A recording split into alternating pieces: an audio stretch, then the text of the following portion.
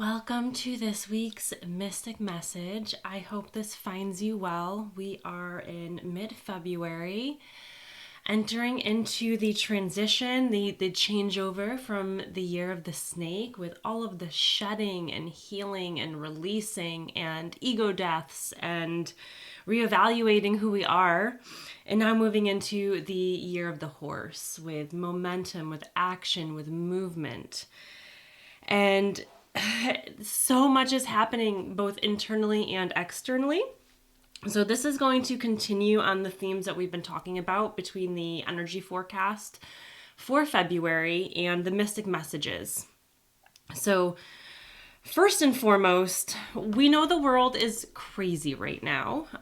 We are in the height of realizing our matrix structure is built on the foundations of disempowerment, control, fear, through, the sex trafficking, the abuse, the cult-like behavior that stems far beyond that, right? It's systemic within our society, within our government, within our world, and the structure of this patriarchal 3D matrix structure that is now collapsing. This is part of the structure that's allowing it to collapse. Many of us, this is not news. Many of us have seen this in our own Akashic. Many of us have meditated and received this information. But now the reality is here, and the structures that have allowed this old matrix structure to hold power is collapsing. And we feel it both internally and externally, despite whether or not you pay attention to the news. The big things that are coming up right now to focus on. First is stability, right? Right now it feels chaotic. It feels scary. It feels like, what reality are we living in? Is this real life? How do we get up and go to work and work our 9 to 5 and go home, be a mom and cook dinner and just pretend like the world isn't crumbling, right? So stability is really important. And this is why, if you have followed these messages, or if you have followed, me and the things that I've shared for many years, the beginning of last year, there was a huge emphasis on foundations, root chakra stuff. What are your foundations, and what are the priorities that we want? And they can be, not even necessarily tangible things. I'm not talking a big house or a fancy car. I'm talking, I value freedom, and I value connection and equality, right? The things that we want to build everything else on top of. Right, we have kind of cultivated that personally as well as on a collective level, moving up to this on purpose, intentionally. So this new matrix system that we can kind of connect into as this one collapses is built. And many of you that are watching this are building this new matrix system. It's the rules and regulations for a reality. Before the old one collapses, this new one has to be ready for us. And it's been being built for a long time. So go back to those foundations, the things that are your kind of non-negotiables and your constants, the things that keep you grounded, but not grounded in like the old, scarcity, fear, I need money in my bank account, from that kind of like fear-based space. It's, what are the things that are your constants, right? Is it a partner who, you see every night before bed and they really keep you grounded in what matters? Is it one of your close friends?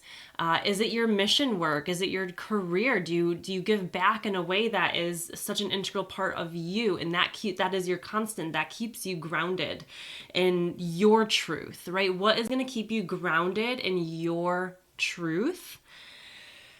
Not necessarily as a distraction, but to also, I think it is important to have that balance of stories matter. Stories matter, but also your mental health, your emotional well-being, your healing is the most important thing. And then this brings me to the conversation around justice.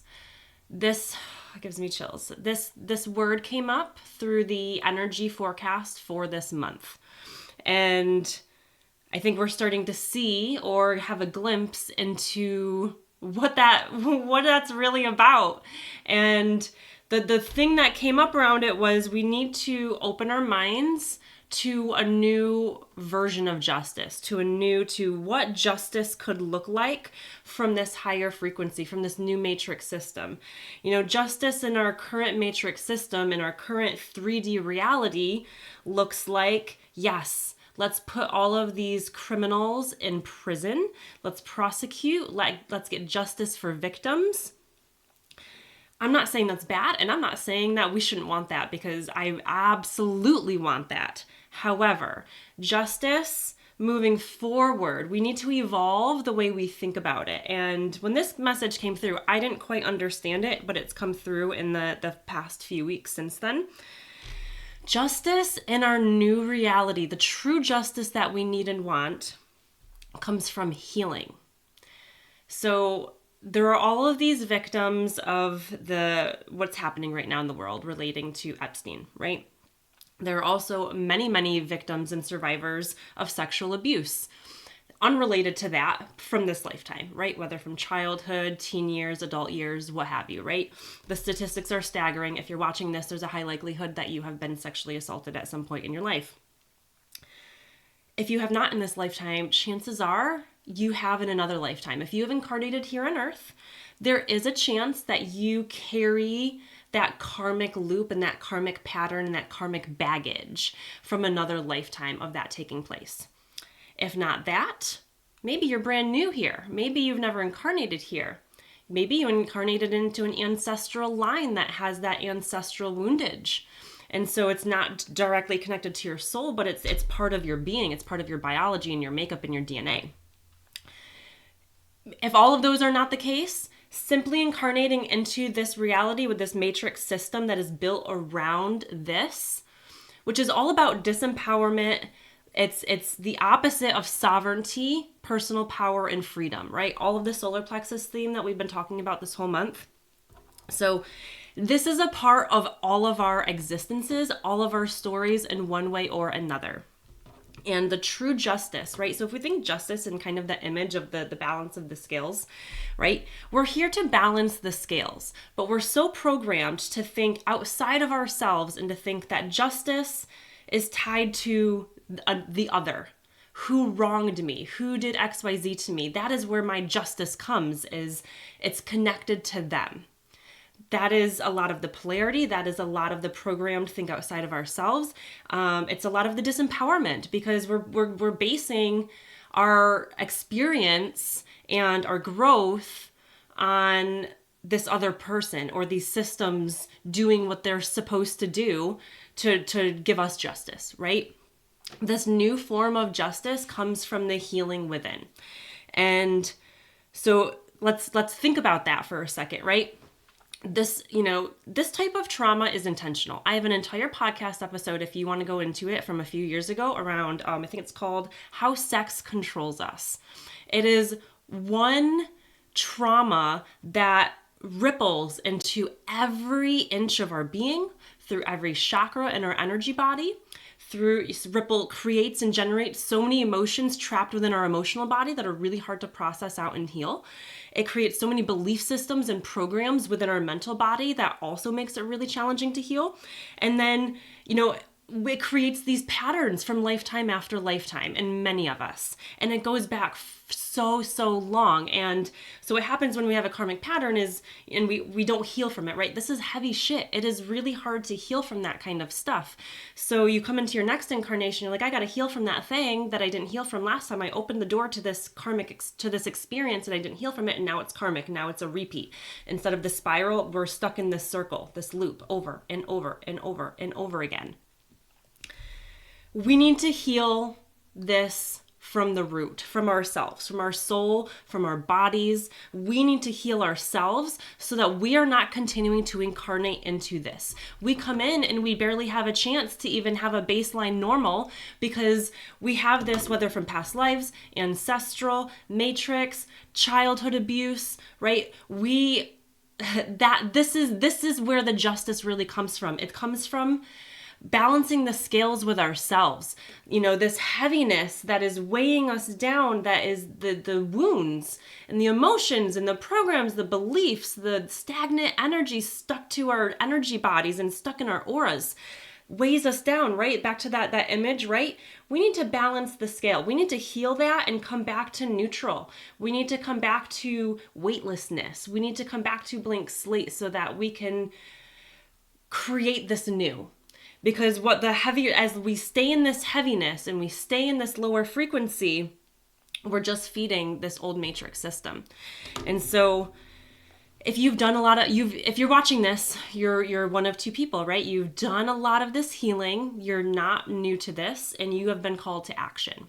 If the messages recently that I have shared that have said it's time to come to action, this is your action. You are here to hold space in whatever way is your way, right? It can be you don't have to work one-on-one with people to heal them.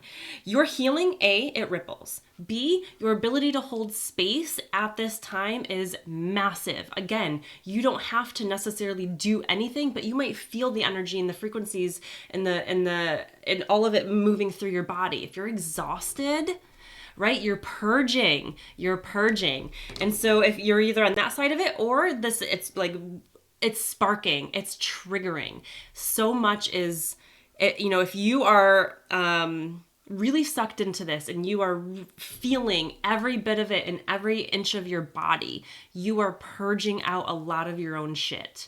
And that's what we need. And so we need people holding space and helping others to heal. And then we need everyone to heal so we can, as if we keep these wounds and these traumas and these energies trapped within us, we're part of the structure of the old matrix system. Not intentionally, it's all by design, it's all intentional.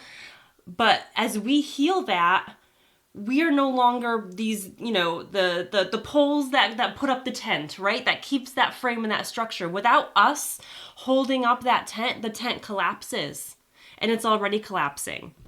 And so we need to shift justice a little bit. And again, I'm not saying external 3D justice is not warranted and good. Yes, please. But that doesn't necessarily heal all of these victims. It doesn't heal all of us who have been, raped by our uncles or our, partners or whatever, right?